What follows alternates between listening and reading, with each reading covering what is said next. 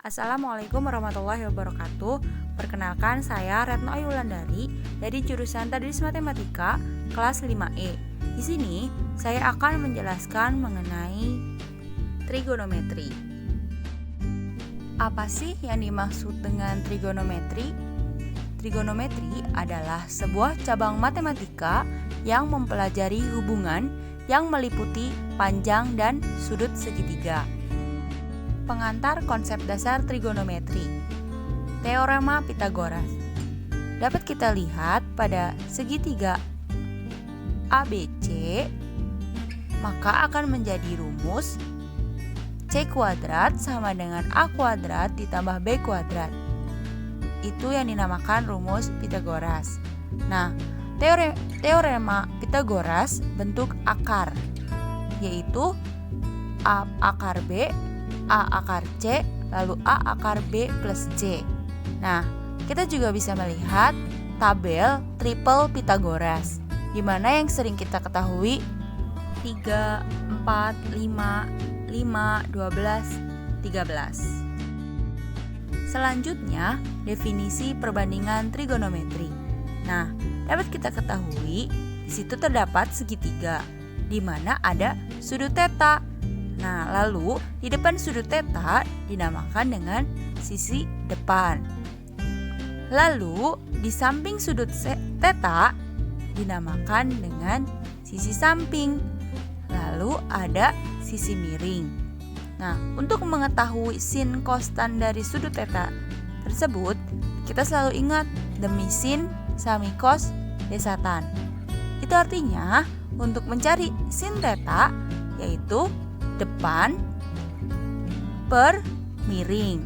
Lalu cos theta yaitu samping per miring. Lalu dan tan theta yaitu depan per samping. Lalu kita bisa melihat pada kolom identitas trigonometri, di mana ada kebalikan, perbandingan, dan Pitagoras.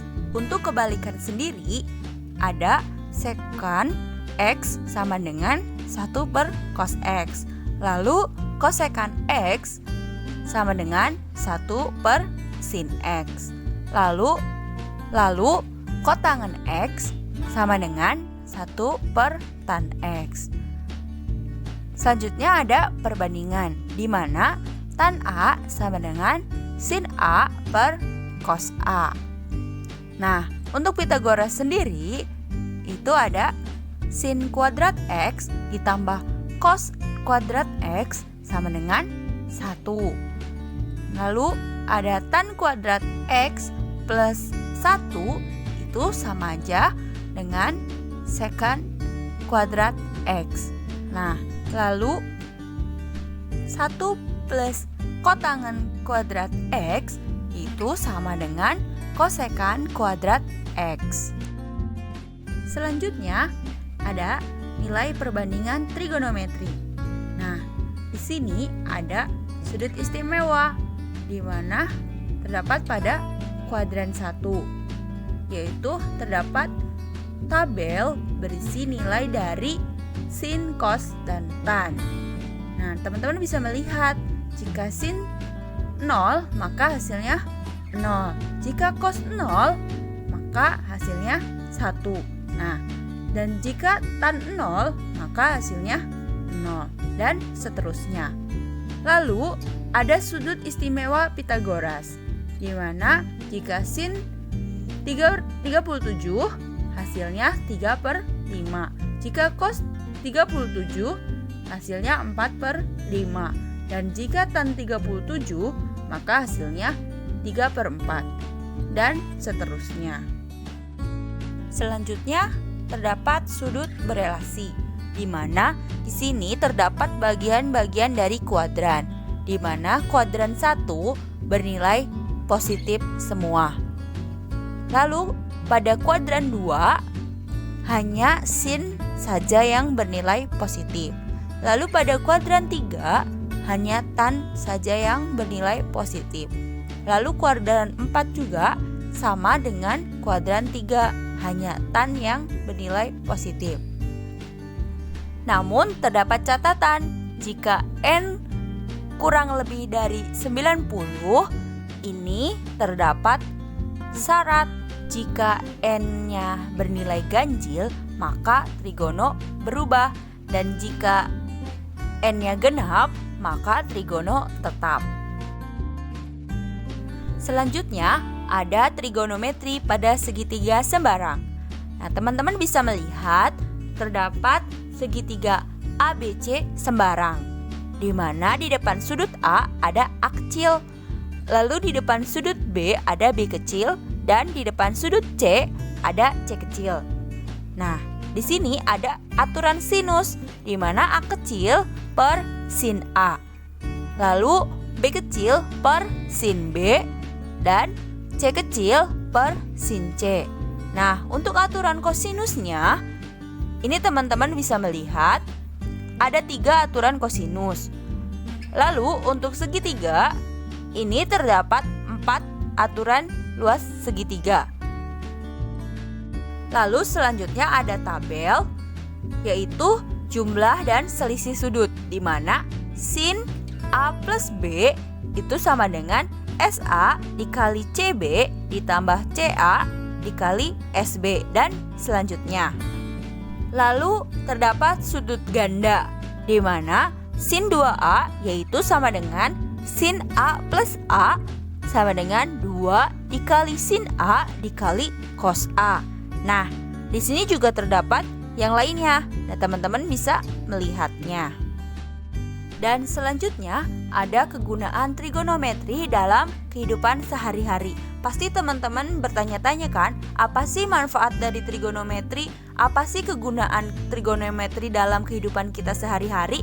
Nah, di sini yang pertama, trigonometri dapat digunakan dalam mencari ketinggian menara dan pegunungan. Lalu yang kedua, digunakan dalam menemukan jarak antar benda-benda angkasa. Lalu yang ketiga, digunakan untuk mengukur ketinggian suatu pohon. Lalu yang keempat, dapat digunakan dalam oceanografi dalam menghitung ketinggian gelombang air laut.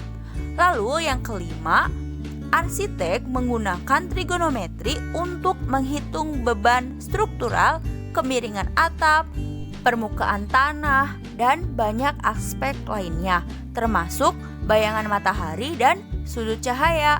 Lalu yang keenam, yaitu fungsi sinus dan kosinus merupakan dasar bagi teori fungsi periodik seperti pada gelombang suara dan cahaya. Dan yang terakhir, saya memberikan contoh soal. Perhatikan gambar segi 4 PQRS. Ini terdapat pada soal UN tahun 2014. Nah, teman-teman bisa melihat ya, segi 4 pada gambar tersebut. Nah, yang ditanyakan panjang QR adalah. Nah, untuk penyelesaiannya, teman-teman lihat dari segitiga PQS, di mana QS kuadrat sama dengan PQ kuadrat ditambah PS kuadrat dikurangin 2 PQ PS cos 45 derajat. Nah, setelah dihitung, hasilnya QS sama dengan 8. Lalu, kita melihat dari gambar segitiga QRS. Nah, teman-teman tadi sudah mengetahui QS itu nilainya 8. Jadi langsung saja QS per sin R sama dengan QR per sin R. Nah, karena kita yang ditanyakan QR, jadi dibiarkan saja.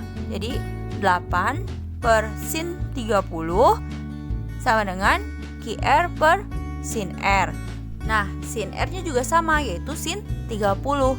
Jadi QR sama dengan 16 dikali setengah akar 3. Nah, setengah akar 3 ini hasil dari sin 30 derajat. Jadi sama dengan 8 akar 3. Mungkin cukup sekian yang bisa saya sampaikan. Jika terdapat kesalahan, mohon dimaafkan. Dan jika terjadi kesalahan, bisa kalian tulis dalam kolom komentar. Kurang lebihnya mohon maaf. Wabillahi taufik wal hidayah. Wassalamualaikum warahmatullahi wabarakatuh.